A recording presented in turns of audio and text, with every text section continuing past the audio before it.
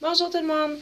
Aujourd'hui, j'ai pensé parler aussi de d'autres conseils pour bébé qui n'a pas vraiment envie de manger parce qu'il est enrhumé puis qui goûte rien. C'est sûr qu'on encourage toujours de ne pas mettre de sel ou de sucre dans la nourriture, mais moi je pense que quand ils sont malades, c'est temps de faire des petites exceptions.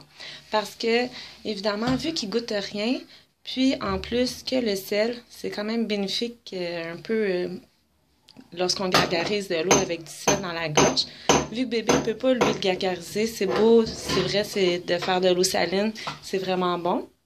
Mais des fois, plus que ça, pour qu'il puisse aussi s'alimenter, de boire du bouillon de poulet, c'est bon. Mais si juste manger de la soupe Lipton de bouillon de poulet, il n'y a pas de protéines à l'intérieur. Donc, si on lui donne de la soupe wonton, dans les pâtes, il y a du bœuf. Des fois, il y a du porc, du poulet. Il y a un petit peu de légumes. Puis moi, en tout cas, avec ma fille, ça fonctionne toujours bien. Elle aime vraiment ça, manger ça. Et comme dessert, pour que ça soit un petit dessert santé et un peu sucré, je fais un petit coulis de fraises avec des fraises. Ils peuvent être congelés, puis qu'on les décongèle juste pour qu'ils deviennent molles. Et mettre du sucre en poudre.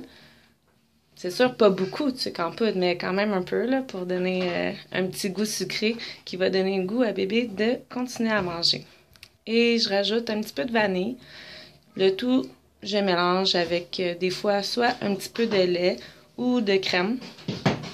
De la crème, n'importe quelle sorte de crème, parce que c'est juste le pourcentage de matière grasse qui change. Donc, c'est sûr que c'est plus comme de la crème fouettée, 35%. Même si tu la fouettes pas, il y a quand même 35% de grammes de gras dans la crème. Donc, c'est sûr que ça fait quand même plus velouté.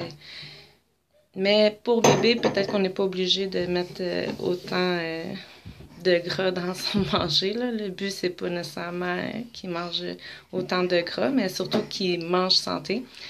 Et donc, je mélange tout ça dans mon robot culinaire jusqu'à ce que la texture soit quand même assez épaisse. Puis ça, c'est un dessert qui vraiment fonctionne super bien.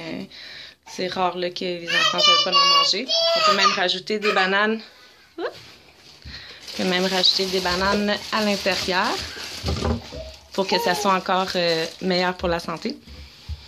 Et c'est sûr, si on n'a pas de sucre en poudre, on peut toujours mettre du sucre normal aussi, mais c'est juste de pas trop en mettre. Le but, c'est vraiment juste de mettre comme peut-être 2-3 cuillères à thé, là, juste pour dire que ça goûte un peu, pour donner envie à bébé de manger.